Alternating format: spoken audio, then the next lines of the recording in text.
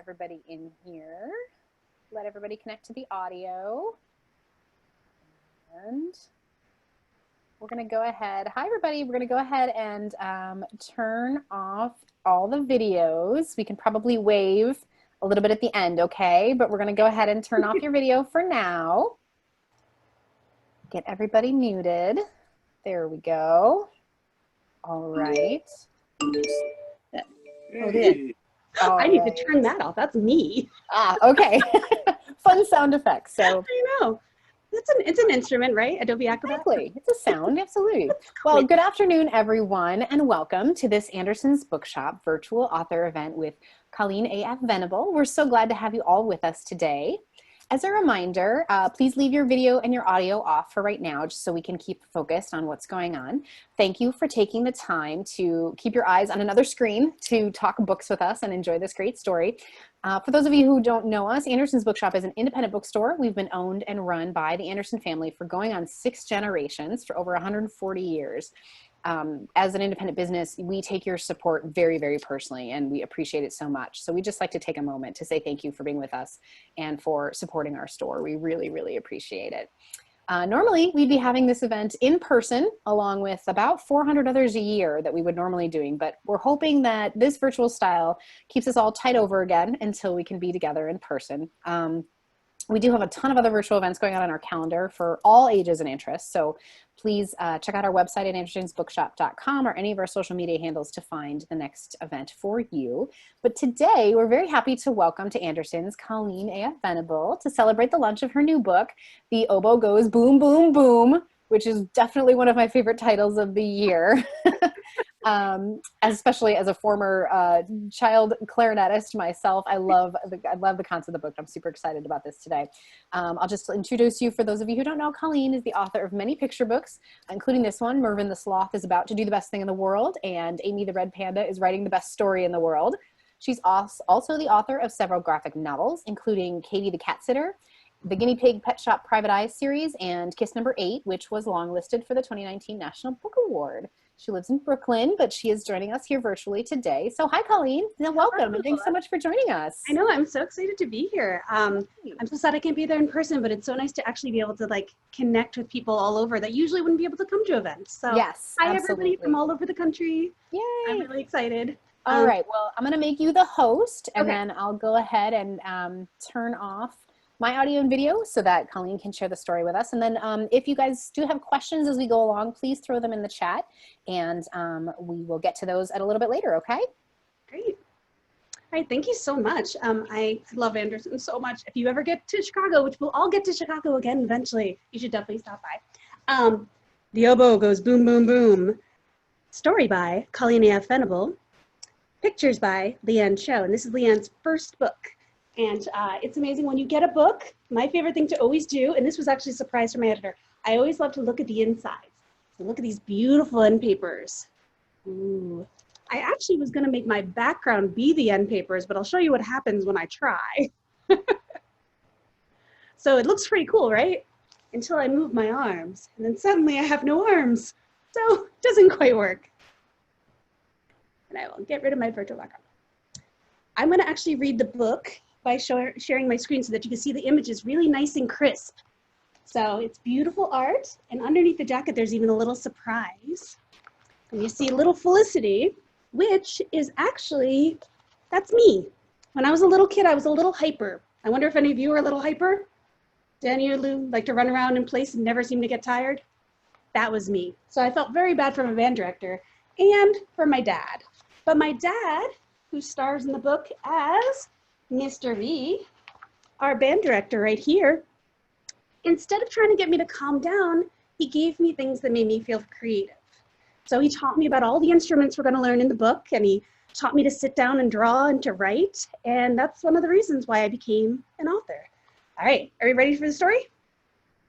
Okay, anybody can type questions and we'll talk about it afterwards. And also I want to know if anybody here has a favorite instrument, so we'll talk about that too. Share screen. Okay. And you. All right, can everybody see that? Good? Okay. All right. The Oboe Goes Boom, Boom, Boom by Colleen Venable. Pictures by Leanne Cho. Oops. Okay, got to slide down. And I should apologize in advance to my father because I believe he's on the call. This is not my father's voice. I'm going to use the voice that I like to use when I think about a band director. It's time! Are you excited? I bet you are, because today you're joining the band. And there we see all our members of the band at the bottom. I'm Mr. V, your band director. There's a perfect instrument for everyone. Let's find yours. You could play the clarinet. Clarinet's a part of the woodwind family. See this tiny stick? It may look like it belongs in a popsicle, but it's actually science. That's me. We call it a reed. That's not me, says the popsicle stick. When you blow on it, it wiggles back and forth, and all that wiggling produces a musical note. The harder you blow, the faster the reed vibrates and the louder the sound. But be careful, squeak! If you blow too hard, the clarinet will squeak and mice will fall in love with you. I'm kidding. That's only happened once. Listening to the clarinet is like eating rich chocolate cake, bold and sweet at the same time. Sid, are you ready to demonstrate? The clarinet goes... Felicity! I'm glad you're excited, but please wait your turn. We'll talk about the drums soon, but let me tell you about the trumpet. The trumpet is part of the brass family. Armies used to charge into battle to the sound of triumphant trumpet toots. Toot, toot, toot. Stop giggling, Val. Not those kind of toots. Toot. The trumpet only has 3 buttons or valves. So how can a trumpet play more than 3 notes? Actually, 2 ways. Trumpets are made of a series of tubes that twist and turn. When you press down the valves, they work like gates, closing off channels to make the airflow shorter or longer, and that creates higher or lower notes. If you unraveled a trumpet's coils, it would be 5 feet tall. The other way to make different notes is with your lips. Hold your lips loose, blow, and make a funny sound like a grumpy horse. And I think we should all do this right now. And I'm going to be able to hear you in my head. Ready? Everybody put your lips together and just blow and make a horse sound. Did you make a good horse sound? Okay. Now, let's tighten your lips and try to make the same sound. Sounds a little funny. When you hold your mouth tight and play the trumpet, your lips vibrate faster, and the faster vibrations make higher notes and often very funny faces. Trumpets have a sharp, crisp sound like the crunch of an apple. The trumpet goes... Next page. Felicity, get back to your spot. Do you want to play something rare? How about the oboe? Like the clarinet, the oboe is a woodwind, but compared to the rows of clarinet players in the band, our oboe player, like cheese in the nursery rhyme, stands alone. It's just a figure of speech, Wendy. You could sit down. Instead of 1 reed, the oboe uses 2 reeds. They vibrate against each other, creating an entirely new sound. It's one of the hardest instruments to master. When you start playing, it will sound like an angry duck who landed on an icy lake. But play it right, and that duck will learn to ice skate and glide its way to Olympic gold. Whitty, are you ready? The oboe goes. Does everybody want to guess what the oboe's going to go? You should say it at the same time. Ready? Look at that little tiny Felicity having a really good time with the drum. Felicity, wait your turn. There's always the flute. Another member of the woodwind family, the flute is one of the oldest instruments in the world. How long has the flute been around? 100 years? Nope. 1,000 years? Nuh-uh. The flute has more than 40,000 years. That's older than your great, a whole bunch of great-grandparents. The flute has a mouthpiece with a hole in the side rather than the top. The oddest thing about the flute is you don't blow in it. You blow across it. Like when you make music by blowing across the top of an empty glass bottle. And there's Felicity trying to play the flute. And we see Ian right there doing a much better job. It has a light sound, like each note seems to dance in the air after the last. It makes me think of a hummingbird floating about, testing all the flowers, exploring the room. Play for us, Ian. The flute goes. Saxophones! The saxophone is the baby of the instrument world. It was created in 1846 by Adolphe Sax, who grew up playing both clarinet and flute. And probably not at the same time, but I love this illustration. Let's take a look at Melissa's shiny saxophone. Surely it's a brass instrument, right? Nope. It has a wooden reed, just like the clarinet. You're looking at a woodwind. It became popular with jazz musicians because of its smooth flow. The saxophone sounds the way a satin ribbon feels between your fingers. Trombone, originally called a sackbut. Yes, fine, Rico, laugh. The sackbut comes from the French word meaning to pull and push, referring to the long slide you move back and forth to make notes. The famous composer Beethoven was the first person to use the trombone in one of his tuba, the largest instrument in the band. It also makes the lowest notes. So low they make your stomach feel like it's on a roller coaster. Please play quickly, Carol. Womp, womp, womp. And you hear a tiny.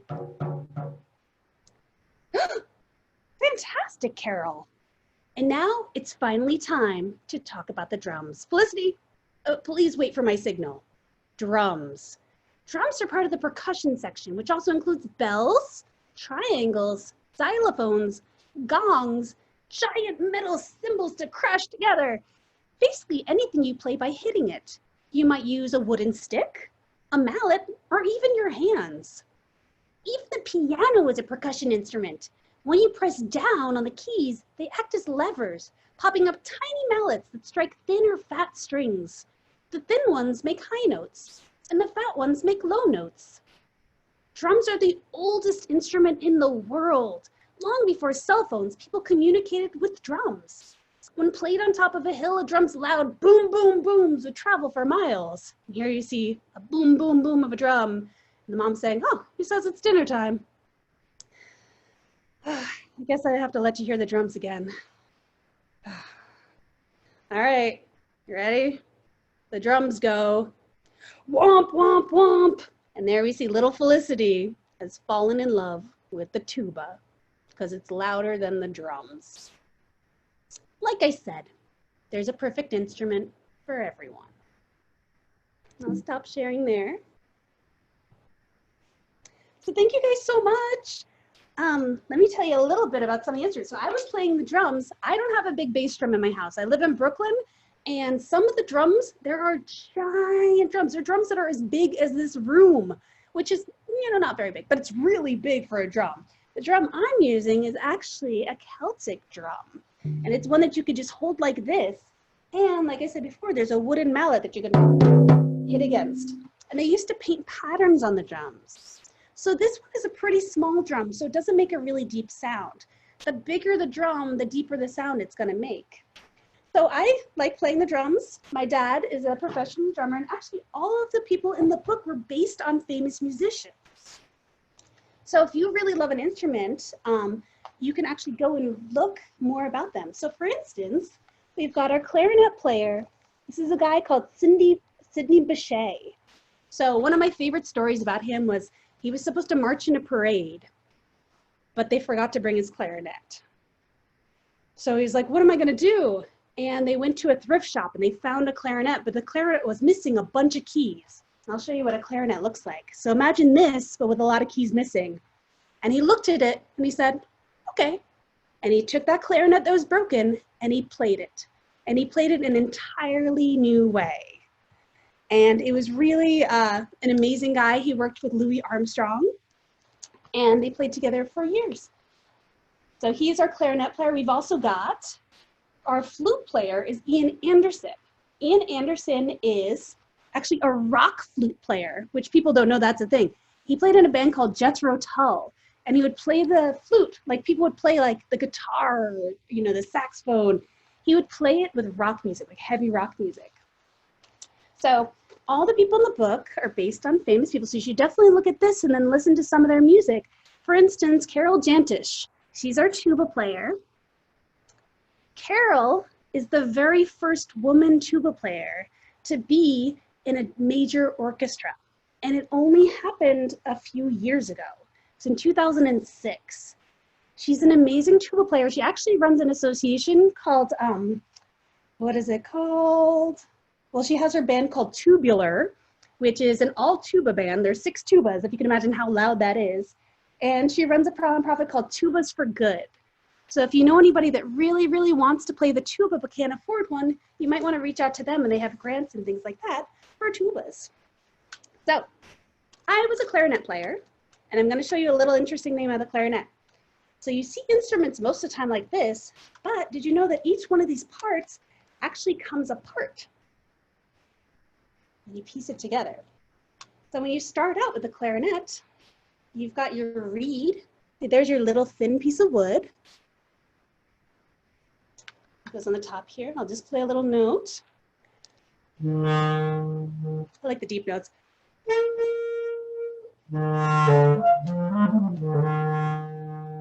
See the mouse squeak? So see how deep it sounds? Let's see. What do you think it's going to sound like when I just play this? So remember, we talked about the instruments making different notes based on how much the air travels. Does anybody want to guess? What do you think it sounds like? That's what a clarinet sounds like before you put it attached to this. So all of the instruments, like these things, smaller drums make a lower sound, bigger drums make a deeper sound. Clarinets, the more you have your fingers closing, so every time you put down a finger, it makes the notes deeper and deeper and deeper and deeper. All right. Okay. Do we have any questions? I want to talk about all these things, and also I want to talk about Val Snow. I've been collecting books about Val Snow because there's 3 in the world, including Oboe. And here's little Val Snow, right there, our trumpet player. She was known as one of the greatest trumpet players in the world for about 5 years. Louis Armstrong actually called her Little Louie because he said she was the 2nd greatest trumpet player in the world, meaning behind himself. I think she was actually maybe even better. She only played for a few years, and then World War II happened and she went missing for a while. And when she came back out, she didn't really play anymore. And I just think she's a really interesting woman. If you could find, there's sort of videos online of her playing, so you should look for Val Snow or Valeta Snow. And she's one of my favorite musicians that I learned about when working on this book. And I'm very proud that now there's a picture book that Val Snow is in and getting the credit she deserves. So thank you guys so much. Do we have any questions from anybody? That's awesome. There aren't any here in the chat yet, but I'll give everybody a couple of minutes to go ahead and think of some questions if you've got, or if you have a question, especially you younger listeners, and you would like to ask it on your video, just put it up in the chat and I can make your video come on if you'd like to ask it in person. Want to ask anything? No. Got some. Yeah. Okay. Yes, was Felicity the one joining the band? In this book, it's talking directly to you. So it's trying to figure out what instrument you are. Felicity was already in the band, and she was a drummer. But as she listened to the other instruments, she fell in love with the tuba and decided she wanted to play that instead. So anybody that's been in a band, or if you've ever played a lot of instruments with a bunch of friends, there's always the one person that's playing a lot, and they're playing loud, and they don't like to stop. And when I was a little kid, I had a drummer in my band. His name was Robert Ginda. My dad would probably remember him because he substituted taught a few times for Robert. And Robert would never stop playing the drums. He just would play the whole time. It didn't matter if he was supposed to. If he got a hold of cymbals, that was just crash, crash, crash. And I thought it was so much fun playing with him. And as a clarinet player, I had very, very rigid notes. I only played when I was supposed to. So I always loved the drummers that would just get to play really loud on these giant bass drums and these giant timpanis that are just huge drums on wheels you push around, and you have these big mallets that look like Muppets. They're just like fuzzy, and you have these big mallets you play. So when you think about that song that's like dun dun dun dun dun dun dun. I wish I had a timpani, again, bigger than my apartment, but they play these beautiful deep notes. And I always kind of wanted to be a timpani player, and it's actually funny because my father majored in timpani in college, which I think is amazing as a major. Yes. That's so fun. Well, so Phoebe is asking if what your favorite instrument is, and it sounds like timpani might be up there. I mean, I love it to be. I actually, you know what I really always wanted to play was the bassoon. Yes. So the bassoon is such a deep instrument. If you've ever seen the Disney movie Fantasia, where it's Mickey Mouse as the Sorcerer's Apprentice, there's that music where it's boom, boom, boom, boom, boom, and that's a bassoon, and it kind of like it makes your gut feel funny. It's kind of like in some ways like the tuba, but it had all these other. It played a lot like the clarinet, so I always thought I could learn the bassoon, but my school didn't have a bassoon, and that's one of the things I like about this book in particular, because this is all about concert band, we would call it, which are in public schools. They're instruments that are usually being used by multiple kids over the years. They clean them in between the kids. But you go to the school and you're like, I'd like to play an instrument. And they're like, okay, here's our closet full of instruments. Like, do you want to borrow a flute? Do you want to borrow a tuba or a French horn? And there's actually an interesting story about Rico Rodriguez, who's our little trombone player here. It took him 6 years to get to play the trombone when he played in band. And he was eyeing the trombone for the longest time, but there was somebody playing it. And like he was younger, so somebody would graduate and someone else would get the one trombone. So he played the saxophone and he played the trumpet, and he just kept waiting for a chance to try. And when he was finally about 17 was the time he first got to play the trombone. Oh. And he went on to be in a band called the Specials, which played ska. And they were like one of the pioneers of ska, and the music is so fun. And the music, like, actually, it's like, you know, again, it's like a rock band in a lot of ways, but the trombone is the star. And you never think about the trombone being the star of the band. Right. So I think a lot about that. I would have loved to play the bassoon, as I think the one, maybe I still will. Maybe you've got time, right? Yeah. So a fun story about bassoons at Anderson's, actually. The actor Rainn Wilson, who played Dwight Schrute on The Office, actually played bassoon as a kid growing up, and he wrote a memoir about it. And when he came to our store several years ago, we got a bassoon choir to come and play the Office theme all on bassoons for him. And it was so fun because you only ever see, usually in a band, there's only one or two bassoons, or just a couple. But we had I think there were a dozen of them all playing bassoons together. And that is a really unique experience to hear that many of that instrument all at once. That sounds amazing. Okay, if I get a time machine, I'm adding that to my list of things to go and see. So there's video of it somewhere. I'll have to look for you. But that's amazing. All right. So let's see. We want to add the other comments. So Ethan really likes your drum. Thank you for that, Ethan. Thank you, Ethan. And Clara wants to say that she has the same book. I think she means the. You have the same book? No, I think she means the Valletta book. Oh, maybe. Yeah. Maybe. Yeah. Very old. Then very old. So Logan and Ethan want to know what other instruments you play. Oh, I actually play the guitar as well, but I don't play the guitar like you think. Like, it's not like, you know, Jimi Hendrix who plays the guitar, like the rock guitar. I played classical guitar. So I played a smaller guitar, and you would play, like, instead of strumming a pick, like usually you'd have a piece of plastic that you'd strum across things. I would actually play with every finger. I had longer nails, and I would use those to pick all the things, and I would play fun Brazilian songs and flamenco songs, and I would play with a guitar and lute ensemble, which was called, and it was 13 of us that would play classical guitar songs. So it was the equivalent of playing the coolest instrument, but playing it the dorkiest way of being like, yeah, guitar, I'm just gonna play music and classical songs. So I play the guitar. I do play the clarinet. I will occasionally transcribe modern songs for the clarinet. I really like playing like George Michael's Careless Whisper, which of course I can't play by heart and I don't have the music in front of me, but that's a good one for clarinet. Yeah. Logan and Ethan's mom says she remembers seeing you play in that ensemble, by the way. Oh my gosh. It was at Wagner College. It was an amazing part of the college, because not a lot of schools had that. You know, they would have music classes, but they would have bands and things like that. And to have just all classical guitars was really fun. Some of the people there were incredible players. I was like, if there were chairs, I was like fifth chair, and first chair is the best. So I was the last, but it was still really fun. Awesome. So Phoebe has another question. Why did you write this book? Well, I wrote this book partially because, I wanted to do a tribute to my dad. And he taught me so much about music, and I've always loved music so much.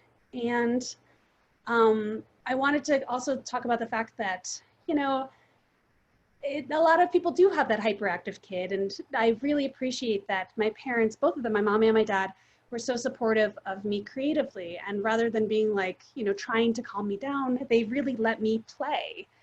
And because of that, I think that's the reason I became a writer. I would just tell stories, and I'd run around, and I'd like draw a lot and play music. And, I do think that being a writer is a lot like being a musician, because your words need to sound good together. Absolutely. And it's really just, I think about music all the time when I write, and I never write a book without reading it out loud before I, hand it off to my editor or someone else. And even if it's a long, Kiss Number 8 was 200 or 320 pages. So, but I sat there reading it out loud to myself, often in different voices.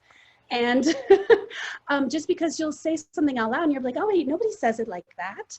So I definitely wrote this book as a gift for my dad. And, eventually I want to do school visits with my dad, and we'll have a giant drum, and we'll have a tuba, because as much as I can't play the tuba, I can make notes on the tuba. So I could do a really good mouthpiece. So I could play a couple notes on the trumpet. I could play a couple notes on the tuba. I played saxophone a little bit as a kid too. I could play one hand of the piano. I never figured out this one. Same. Yeah, so hard. But yeah, I really love instruments. I play a really good shaker egg, which is underappreciated, which is the one I have is a tiny wooden egg with little beads inside. And it's a really fun instrument to play. And you can do a lot of little rhythms. And so I do have a little bit of percussion. Any sound can be music, though, when you think about it. Yeah. When I was in high school, we were in the pep band, and that was really just a lot of noise. You just wanted to make a lot of noise. So I played what I called a squeaky, which was basically a plastic bike horn. But it was really fun, and it made a lot of fun noises, and it got people excited. So I made up my own instrument. So I think your mom and dad are here today, right? I think they are, yeah. Or, Mom and Dad, if you're here, do you want to turn on your video and say hi really quick? And while they're doing that, Phoebe also wanted to know, how long did it take you to come up with this book idea and then to write it? Oh, that's a really good one. I had the idea after my dad told me about substitute teaching for an elementary school classroom.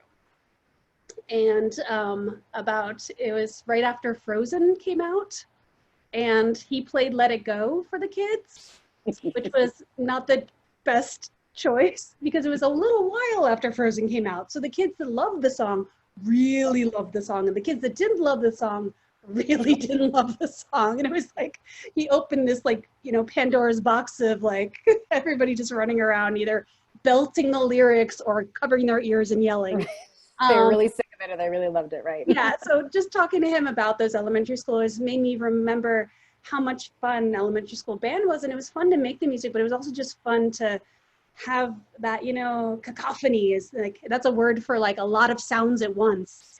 And That's a great word. Yeah, very good at bands. By the time I got to high school, the band sounded beautiful. But when we were little kids, you know how I played that mouthpiece and it made that horrible sound?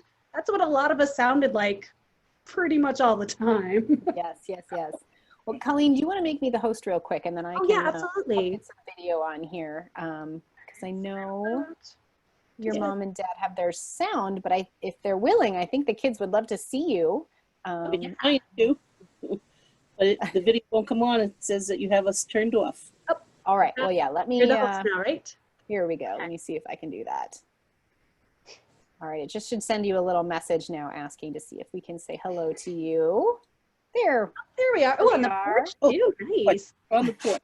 Well, where are we? Oh, there I am. We're just looking at I'm parented by 2 plants. Yes. So, no, turn to you. Well, there's the author's mom and dad. Oh, that's so fun. So there's the band director, Dad, right? There's Mr. V. Oh, the beard. I love it. Exactly the same.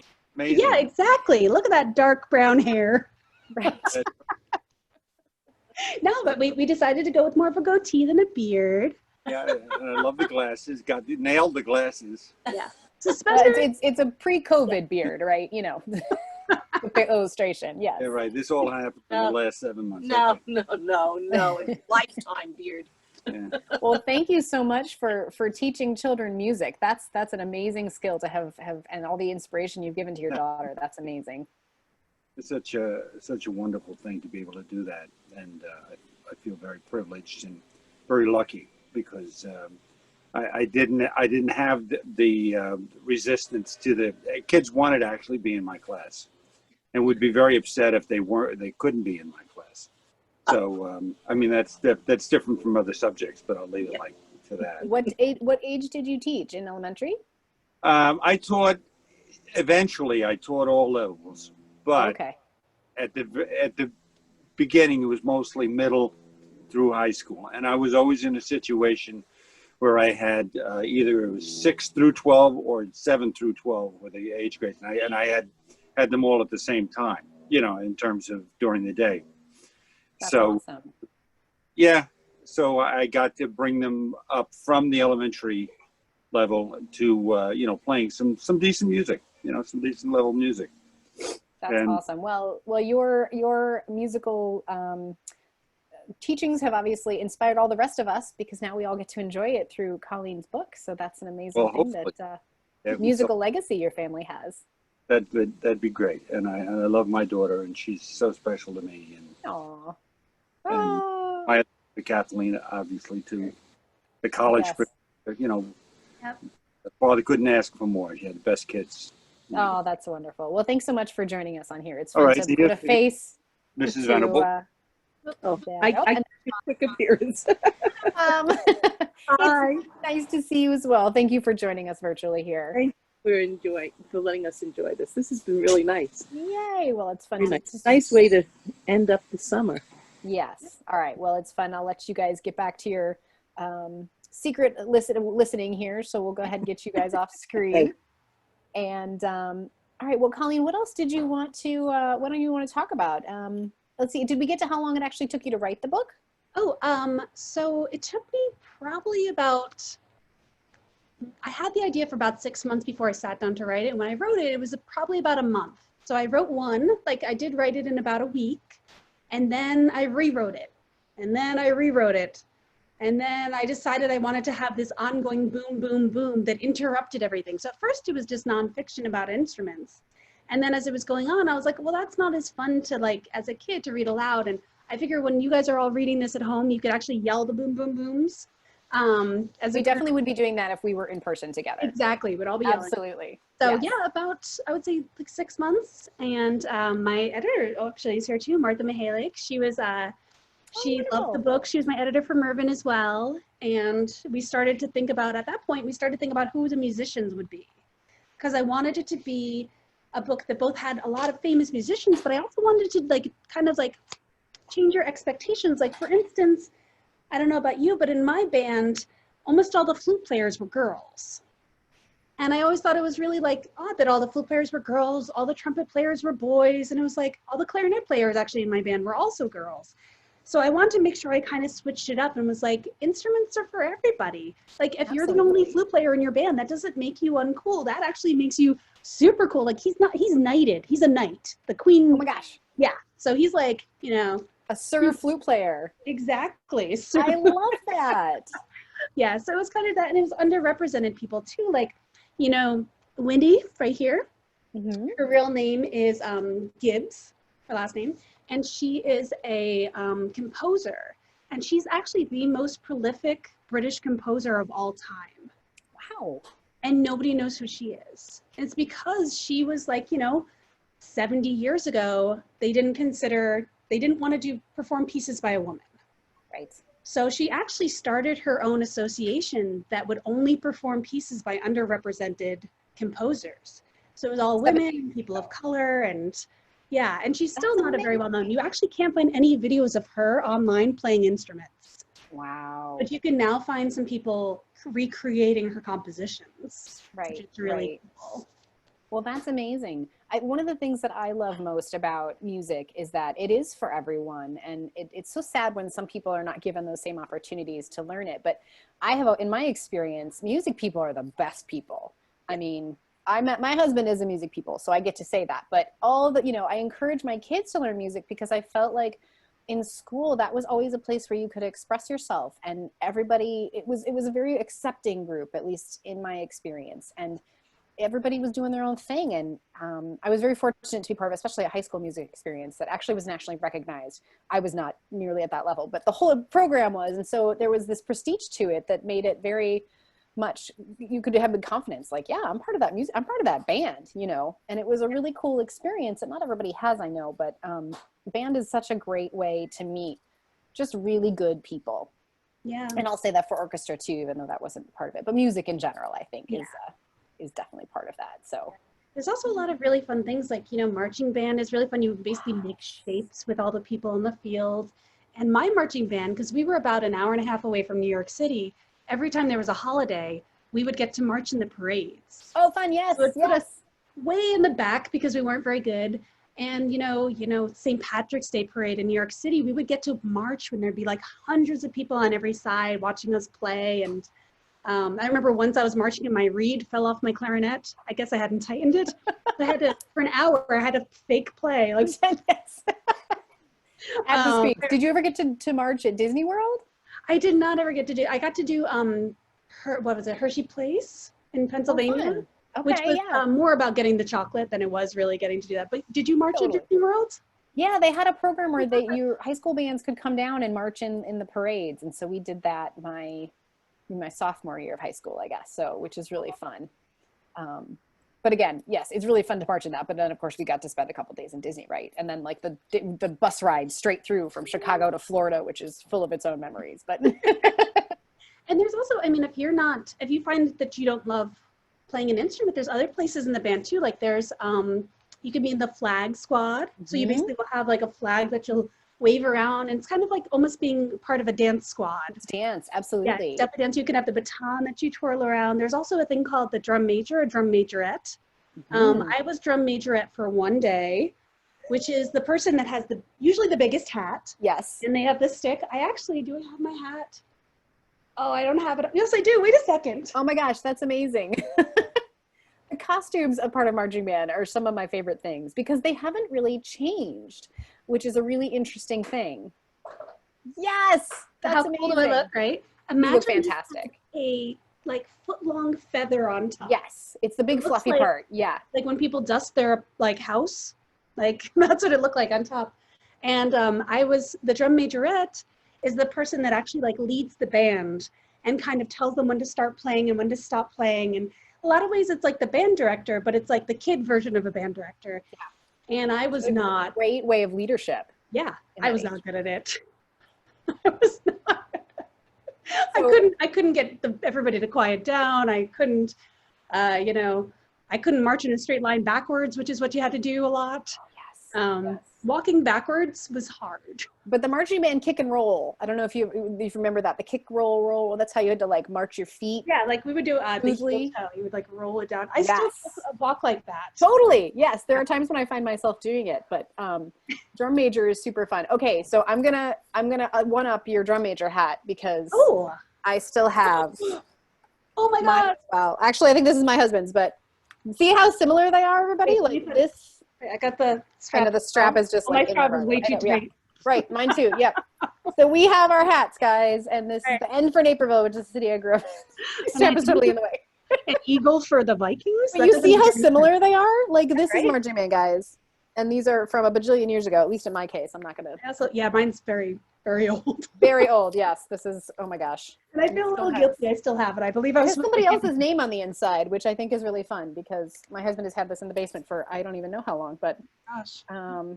well, this hat was made in 1975. That's not when I wore it or when my husband wore it, but it's from 1975. I don't know when this is from, but it says 133. That's the only identification I've got. Yes, hat numbers. Yes, and I always found it amazing. We had wool uniforms, so we had to Oh. march in Memorial Day and Labor Day parades, and sometimes 4th of July parades in wool uniforms, long sleeve pants, the whole 9 yards. It was very fun. Oh my goodness. I remember one of my friends hit a growth spurt very young. So in 8th grade, he wound up being 6'4". And he wound up eventually becoming, I think he was 6'6" when he finally stopped growing. Wow. But we didn't have uniforms big enough for him. So he would wear the uniform, but he would have like at least 8 inches of like ankle Pants. showing. So, Yes. My husband was 6'2" in 6th grade. oh my gosh. Same thing. The pants were never long enough. Never, but Music is such a great, it leads to so many experiences though. And I think books and music go together so well. Like you say, writing a book, whether you read it out loud or even when it's just like an adult novel, it's lyrical. There's a flow to that really is part of what makes writing so brilliant when it is. And I think that is a really important connection to make. And we're really glad that you could share that with us today. Does anybody else have any comments or other questions? Yes, Beefeater hats. That's absolutely what many hats look like. Is that the giant fluffy one? Right. Yes. Like almost like they're all fluffy. Oh my gosh. Like a big Q-tip on your head. It's good to keep those clean. I just think of high school and keeping those clean, and it makes me, yes, black, fluffy, and hot. Yes. Yeah. Yes, but it was worked. I mean, for marching band, usually it goes with football season, right? So you start practicing usually in like August in our case. And if your football team was good, you went all the way through November. So you had to be in 90-degree heat and then like snow potentially. So it didn't allow for much flexibility. But I didn't believe my band ever had to go to November. Oh yes, We didn't have a very good football team. we did, because as a clarinetist, there were gloves that went part of it. But as a clarinetist, you needed your fingers, so they had to cut off all the fingers. So Yeah. fingerless gloves were a thing for sure. I remember those, and I remember we would march, and I'm trying to remember which parade it was.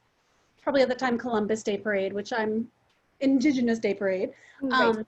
But I just remember it was so cold that day, and I put like 4 pairs of those fingerless gloves on, even though like it's still showing my fingers, and I couldn't bend my hands enough to play. Yes, totally. Playing horribly, Absolutely. Absolutely. Well, listen, if anybody else wants to turn on your video, please feel free, if you'd like to wave and say hi to our author really quick before we go enjoy the rest of our day. I think I can. It looks like Logan and Ethan's mom had cowboy hats in their band. That's amazing. Oh, that's amazing. Oh, yeah. Hi, guys. Thank you so much for being with us. That's Phoebe and Riley. Hello. Happy to join. And then let's see. Cool headband too. I want to wear that. I'm going to see if I don't have Logan and Ethan, I think you guys are, here's Claire. If you guys are interested, you're welcome to wave hi. Hello. Hi. There's kids And there. there's some musicians. I know some of these people are musicians. You want to say hi? The video's on. He's been asking me to say hi since it started, and of course now he ran away. Oh, that's But yes, okay. we did have cowboy hats, Colleen, and bolo ties. Oh, And wow. I'll send you a picture later when I find one. Wow, that's amazing. Whoa, look at that cool thing. Oh yeah, we're always got something There's going some on. instruments. But yes, we've got. Yeah, those were fun. We've got a drum over there. absolutely. Ethan made a drum out of Tinker Toys, and Oh, he's cool. been banging while you've been talking. Nice. Clara and Mhm. Paz. Oh, we got some more instruments from Clara. Oh, and Paz. we can yeah, play a couch. Yeah. fantastic. See, now it's officially a percussion instrument, because as long as you're hitting it with your hands, it becomes a percussion instrument. You know what instrument I didn't name that I played? I played tap shoes. Ooh. So I was a tap dancer for a few years, loved it. Totally. Oh my goodness, look at That's that. Riley with your cello, right? That's cello? Yes. Oh. I wanted to play cello earlier this pandemic, because I was like, I should take up a new hobby. I didn't. They're very expensive. They're lovely. Right. Though. Love it. Yes. There's a band that I love that it's a punk band, but they play all cello. Ooh, and a ukulele. Yes. Oh, yeah. Oh, there's some nice. ukulele. Oh, you guys are Fantastic. good. Some musical folks joining us today. That's a pretty color ukulele too. Usually they're like really light colored. I like it. Yes. Yes. My brother-in-law has a ukulele that's like mango colored. It's Oh, really- nice. Yeah, but that one's a really fun one too. Muted. Well, listen, it has been really, really great to have Colleen, you with us today, and all of our listeners here. Thank you for joining us. Thanks for sharing your time and all of you to be with us this afternoon. And if you did order a book, it will be signed and available for pickup in our Naperville store starting tomorrow. We'll start sending those out. Oh, we've got another xylophone back there, I think, Ooh, too. nice. Fantastic. Oh, and another, is it a Oh, guitar? guitar. Oh, nice. Who plays guitar in Um, your house? Oh, Somebody does, or they just have one, right? That's the Yeah. thing to have around. So. We need Zoom lessons from you, Colleen. oh. I don't know how good I am anymore. Clarinet, I could play still. Absolutely. All right. Well, this has been so much fun. It has been really lovely to have this musical afternoon story time with all of you. Thank you, Colleen, for joining Thank us. you so much. I hope that sometime in the future we can be together in person, have you come out and meet with some schools for us. And again, if you need a signed book that you didn't already get, please visit our website, andersonsbookshop.com, and we'll get that out to you no matter where you live in the country. So thank you, everybody. Have a great day, and be safe out there, okay? Bye, everybody. Bye. I'm going to go listen to music. Bye. Yes, go listen to some music. All right, bye-bye.